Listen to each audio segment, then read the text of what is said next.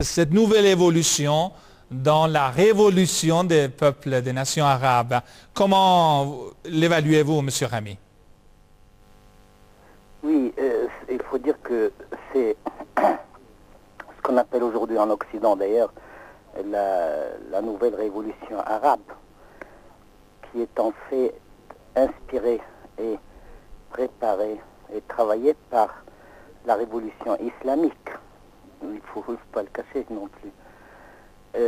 Cette révolution marque l'entrée sur la scène des peuples arabes. Il ne s'agit plus de quelques officiers, des coups d'État. Non, il s'agit de la rue, de l'opinion publique musulmane qui s'est soulevée pour prendre son propre destin entre ses mains.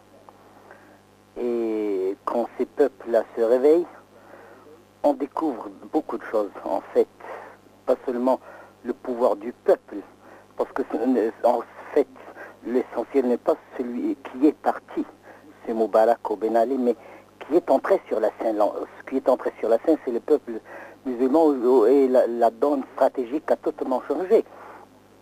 Ce qui fait que n'importe quel dirigeant qui arrive au pouvoir aujourd'hui doit tenir compte de l'opinion publique arabe, de ses intérêts, au lieu de, comme c'était avant de Moubarak ou Ben Ali, de tenir compte seulement des intérêts de l'entité sioniste et des colonialistes, des néocolonialismes, et de chercher sa légitimité dans l'acceptation de l'entité sioniste et de ces républiques bananières, les États-Unis ou l'Occident.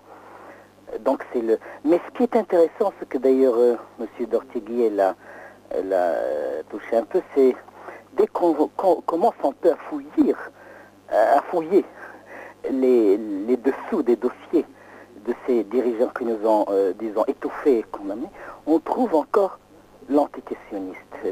La presse israélienne, la radio, la télévision, ils ont interviewé récemment les tantes maternelles de Kadhafi, qui sont des juives sionistes qui habitent en Israël.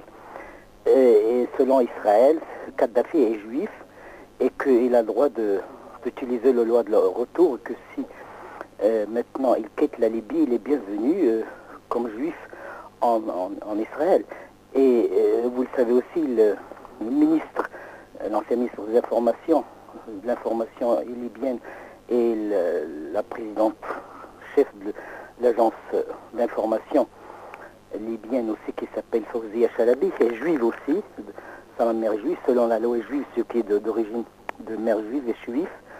Donc ça montre que, comme aussi les origines de Moubarak, de sa femme, et de tous les dirigeants qui nous gouvernent aujourd'hui, qu'ils soient physiquement ou filialement, familialement, d'origine juive, ou dans l'intérêt ou dans l'intérêt des ennemis de notre nation, nous étions gouvernés par des agents du colonialisme, des agents de l'entité sioniste.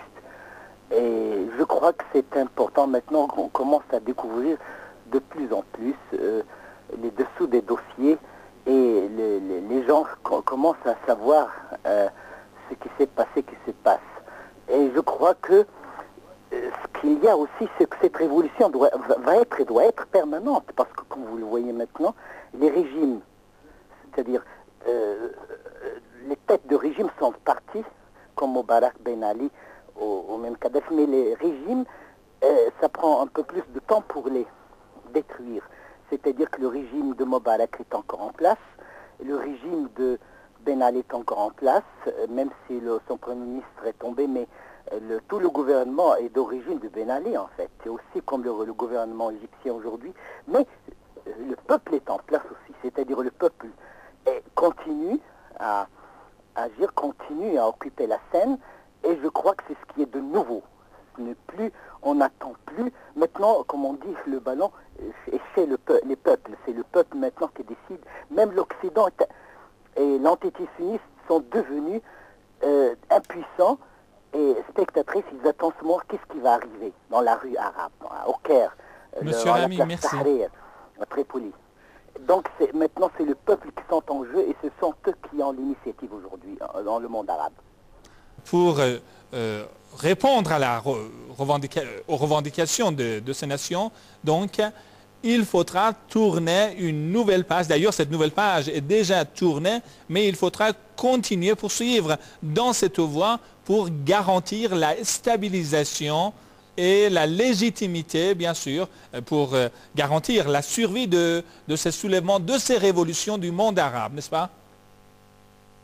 Oui, justement, vous savez, chaque peuple a justement le régime, le gouvernement, le système qu'elle mérite. Parce que chez vous, en Iran, ce n'est pas le Shah d'Iran qui a changé, c'est le peuple iranien qui a changé et a changé son État, son système. Et c'est la même chose, disons maintenant. Ce qui a changé, c'est parce que le Coran dit que le peuple, le Dieu ne change la situation d'un peuple quand ce peuple lui-même se change de l'intérieur. Et je crois que maintenant il y a un changement profond qui a fait sauter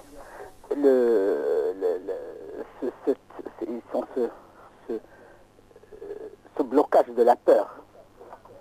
Et ce qui fait que maintenant cette révolution arabe va inspirer les peuples du monde entier et surtout les peuples de l'Occident, même ici en Suède ou en France, en Europe maintenant, ils ont commencé à réfléchir profondément, les peuples, sur ce qui s'est passé parce qu'aujourd'hui justement, les peuples, même les régimes en Occident ne représentent pas leur peuple, ne représentent pas les intérêts, les vrais intérêts de l'Occident. Les peuples en Amérique, aux États-Unis, le gouvernement aux États-Unis ne représente pas les intérêts du peuple américain.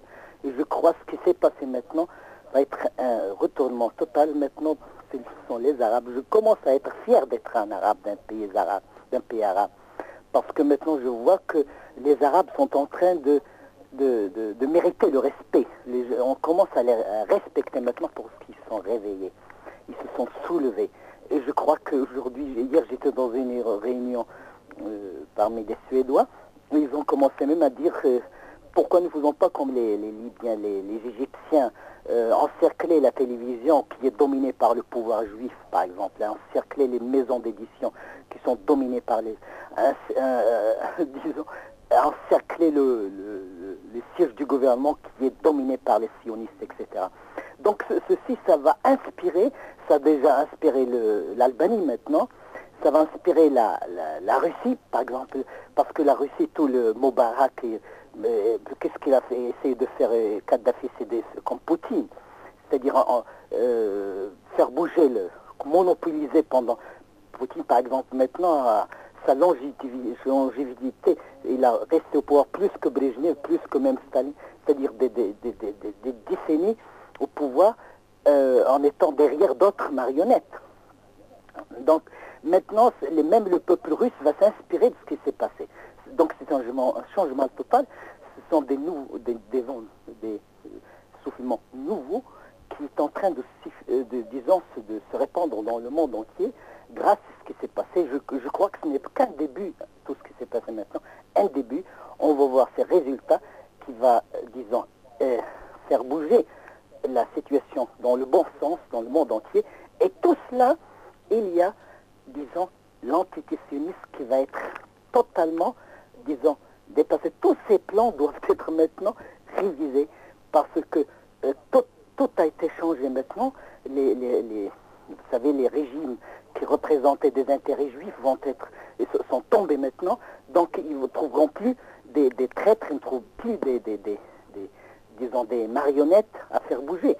Par exemple, le régime de l'Arabie Saoudite, on a su maintenant que la famille régnante aujourd'hui, la monarchie régnante, sont d'origine juive aussi. Et que le peuple saoudien, bien sûr, va se réveiller. Puis il y a déjà autour de ce régime, comme à Bahreïn, au Yémen, des soulèvements populaires énormes qu'on ne peut pas arrêter aujourd'hui. Il y a un début qui a commencé, il y a un début, et je crois que ces peuples-là, ils ne s'endormiront plus. Au contraire, ils vont inspirer même les pays en Occident. Je crois qu'il y aura même une intifada aux États-Unis et même en Europe. Les peuples aussi vont reprendre parce qu'ils voient qu'il est possible de faire la révolution. Il est possible de faire un changement. Il est possible que régimes pourris, dominés par des régimes sataniques sionistes, on peut les faire bouger, on peut les jeter dans la poubelle de l'histoire.